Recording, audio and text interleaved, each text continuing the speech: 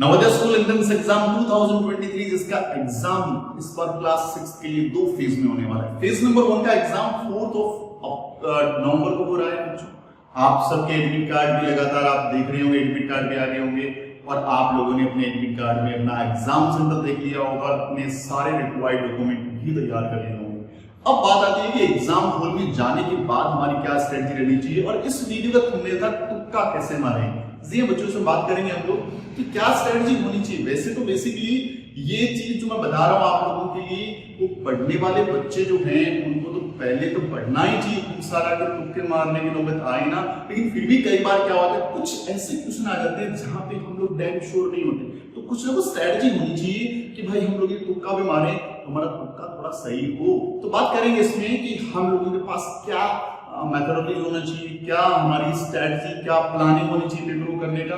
तो सबसे पहले तो चीजें हैं कि टाइमली पेपर में पहुंचिए, रिलैक्स होकर देखिए और उसके बाद अपने पेपर को स्टार्ट करने से पहले टाइम की बाउंड्री के अंदर उस पेपर के सेक्शन को बांट लें। पिछली वीडियो में बताया था आप लोगों को, यदि मैं पेपर देने जाता तो मुझे मेरे टाइमिंग्स थोड़े पता होते कि मुझे मेंटल एबिलिटी, मानसिक योग्यता को 40 मिनट्स में करना है, मुझे लैंग्वेज को 20 मिनट्स में करना है और मुझे मैथ्स को 50 मिनट्स ही देने हैं और 10 मिनट्स मुझे मेरे हाथ में रखने हैं। और ये सारे टाइमिंग्स भी मैं आपको बता रहा हूं। और सबसे पहला जिस सब्जेक्ट को मैं करता वो होता मेंटल एबिलिटी, उसके बाद लैंग्वेज और सबसे लास्ट में मैथ्स। क्योंकि मेरा ऐसा पर्सनल मानना है कि मैथ्स जब करता है तो दिमाग थोड़ा सा थक जाता है और यदि आप पहले मैथ्स को पिक कर लेते हो तो बाद में मेंटल एबिलिटी, मानसिक योग्यता, वहां पे चाहिए फ्रेश माइंड, क्विक डिसीजन आपको अपने को लेना होता है। जो वहां पे कोई स्ट्रैटेजी नहीं, वहां पे सिंपल आपकी प्रैक्टिस कितनी अच्छी थी उस पर डिपेंड करता है। तो वहां के लिए रिलैक्स माइंड चाहिए, तो मैं उसको सबसे पहले रीजनिंग, फिर लैंग्वेज और फिर मैथ्स को करता। टाइम डिवाइडर रखता 40, 20, 50 मिनट्स का, 10 मिनट्स मेरे हाथ में रखता ताकि मुझे कुछ भी और करना हो मैं उसमें देख पाऊं। अब बात आती है पेपर को अटेंड कैसे करना चाहिए। तो मैं यहाँ पे दो मेथड अप्लाई करता हूँ। सबसे पहला मेथड है स्किपिंग मेथड। स्किपिंग मेथड बहुत इंपॉर्टेंट है। क्यों इंपॉर्टेंट है?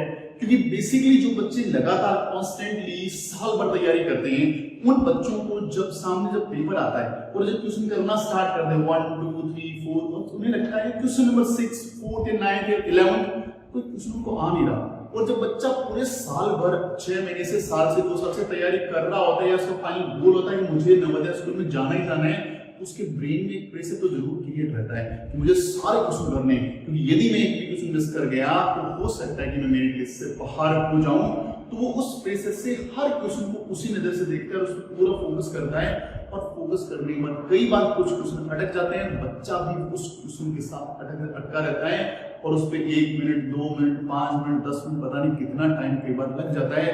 और हम लोग उस क्वेश्चन को करने के चक्कर में हो सकता है वो क्वेश्चन को बना लें 5 मिनट के बाद, 10 मिनट के बाद, लेकिन बाकी के क्वेश्चंस के लिए टाइम कम दिखता है तो बच्चा जो है उस प्रेशर को बाद में मेंटेन नहीं कर पाता।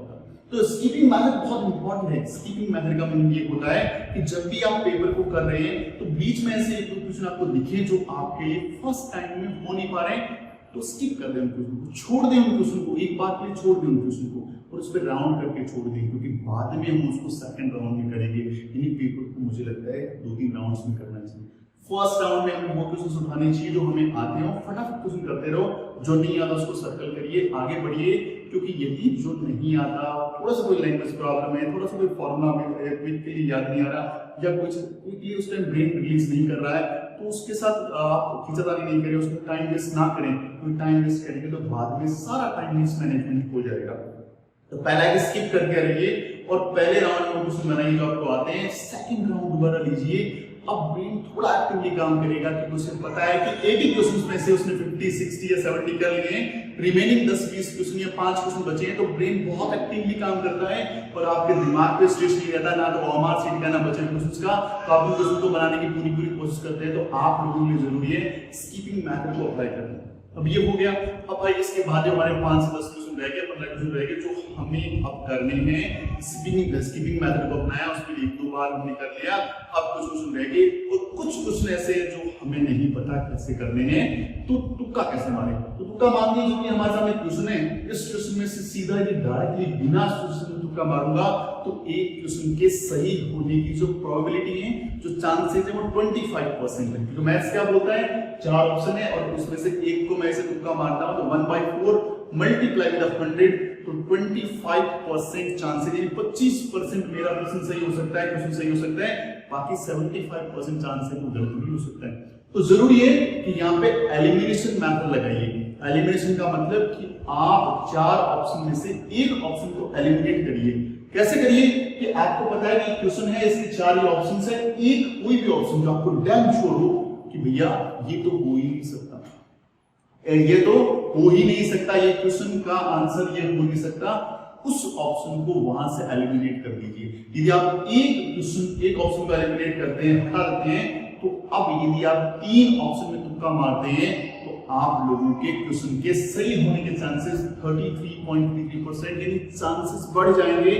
ये है आपकी अपनी स्ट्रेटजी। यदि आप इसी ढंग से यदि आप 2 ऑप्शन कट कर दें, 2 ऑप्शन को वहां से हटा देते हैं कि भैया मुझे नहीं पता इसका आंसर क्या है, लेकिन ये 2 वाले जो ऑप्शन है ये 2 तो नहीं होंगे, तो आपके सही होने के जो चांसेस हैं आप 50% हो गए, क्योंकि 2 आपने रॉन्ग ऑप्शंस को वहां से एलिमिनेट कर दिया है। 2 ऑप्शंस बचे हैं जिसमें से एक राइट है, एक रॉन्ग है। ये एलिमिनेशन मेथड है। तो स्किपिंग मेथड, एलिमिनेशन मेथड आपको हेल्प करता है अपनी एक्यूरेसी को बढ़िया करने में। और यदि कोई क्वेश्चन आपसे अटक भी जा रहा है तो उस क्वेश्चन को कैसे अटेंड करना है, इन 2 चीजों में काम करता है। उम्मीद करता हूं वीडियो आपको हेल्प करेगा। आप लोग इस वीडियो से हेल्प लें और आप अपनी पेपर की अच्छे से तैयारी करें। अभी थोड़ा टाइम है, वीडियो आप टाइमली देख लेते हैं और यदि 10-12 दिन का टाइम बच जाता है, 15 दिन का टाइम बच जाता है, और यदि आप प्रैक्टिस करना चाहते हैं, फ्यूचर्स इंस्टीट्यूट ने नवोदय स्कूल की टेस्ट सीरीज भी लॉन्च कर रखी है। Test series Hindi medium English medium दोनों के लिए अलग अलग है। एक बार मैं बोलूंगा ये टेस्ट सीरीज ले लीजिए, 80 क्वेश्चंस इसमें रहते हैं। पेपर में बताइए आप लोगों को, फटाफट एक ही दिन में 2-3 टेस्ट सीरीज बना लीजिए, क्योंकि आपका मेंटल एबिलिटी जो है वो सिर्फ और सिर्फ प्रैक्टिस का खेल है। मैथ्स में फिर भी फॉर्मूला आपको याद रखना पड़ेगा, लैंग्वेज में कुछ आपको चीजें ग्रामर की याद रखनी पड़ेगी, लेकिन जितना प्रैक्टिस बनाएंगे उतना अच्छे आपके मार्क्स आने के चांसेस हैं। तो यदि टाइम आपके पास 5 दिन का भी है तो मेरे हिसाब से टेस्ट सीरीज आपको जरूर से रिकमेंड करनी चाहिए, क्योंकि आपने और भी टेस्ट सीरीज करी होगी, एक रीजन ये भी करके देखिए ताकि आप लोग जान पाएंगे कि किस ढंग से आपका परफॉर्मेंस चल रहा है। और हमारी टेस्ट सीरीज की खास बात है कि हम आपको डाउट सपोर्ट सिस्टम भी देते हैं। यदि डाउट आपका रह रहा है तो हमारे डिस्क्रिप्शन के अंदर जो नंबर दे रखे हैं उस पर अपने डाउट भेजेंगे, तो हमारी टीम आपसे जितना जल्दी उसको कम्युनिकेट करने की कोशिश करेगी, क्योंकि बहुत सारी टेस्ट सीरीज बल्क में बच्चे पढ़ रहे हैं और बहुत सारे डाउट्स भी आ रहे हैं, उन डाउट्स को हम रिजॉल्व कर रहे हैं, लेकिन हम आप तक जल्दी से जल्दी आपके सॉल्यूशन तक लेके आने की कोशिश करेंगे। तो टेस्ट सीरीज जरूर से लीजिए, आई रिकमेंड टू यू। सो बाकी आप बढ़िया से पढ़िए, wishing you very all the best. और सबसे अच्छा लगता है तो आप हमें टेलीग्राम पे, फेसबुक पे, इंस्टाग्राम पे ज्वाइन कर सकते हैं। हमारा ऐप प्ले स्टोर से जरूर से इंस्टॉल कर लेंगे, उसमें बहुत सारा फ्री कंटेंट और बहुत सारे बेहतरीन वीडियोस आपको लेके आते रहते हैं। और साथ में यदि ये वीडियो अच्छा लगा तो प्यारा सा कमेंट हमें दे दीजिए ताकि हम लोग मोटिवेट फील करें। So wishing you very all the best. मिलते हैं अगले वीडियो में, तब तक के लिए जय हिंद।